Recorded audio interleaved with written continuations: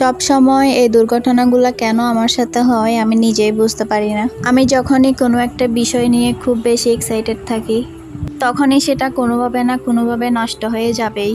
পরশুদিন সকালবেলা দেখলাম যে আকাশটা মেঘলা মেঘলা হয়ে আছে, তাই ভাবলাম খিচুড়ি রান্না করি। খিচুড়ি রান্না করার সময় ভাবলাম যে ভিডিও করে রাখি, তাই আপনাদের সাথে শেয়ার করতে পারবো।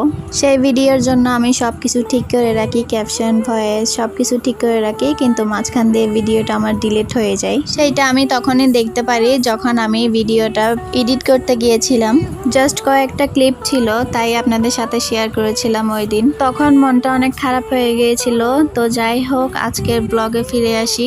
সাধারণত আমাদের বাসায় মানুষ যেহেতু কম, সেহেতু আমাদের বাসায় অনেক ছোট মুরগি আনা হয় যখন নিয়ে আসে। তো সেই দিন আমাদের বাসায় অনেক বড় একটা মুরগি নিয়ে এসেছিল।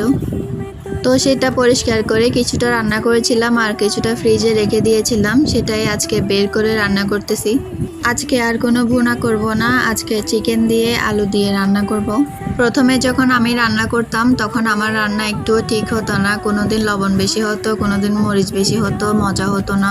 প্রায় অনেক দিন আমি ভালো করে রান্না করতে পারি নাই। তো আস্তে আস্তে করতে করতে এখন আমার রান্না প্রায় অনেকটাই ঠিক হয়ে গেছে। খুব ভালোভাবে আমি রান্না করতে পারি, আমার দাদু আমার আম্মুর মতো। মানুষ বলে না, মানুষ পেট থেকে কিছু শিখে আসে না, দুনিয়াতে আস্তে আস্তে করতে করতে সব কিছু শিখে যায় এবং পারফেক্টলি হয়ে যায়। এখন মাশাল্লাহ আমি সব রান্নায় টুকটাক করতে পারি।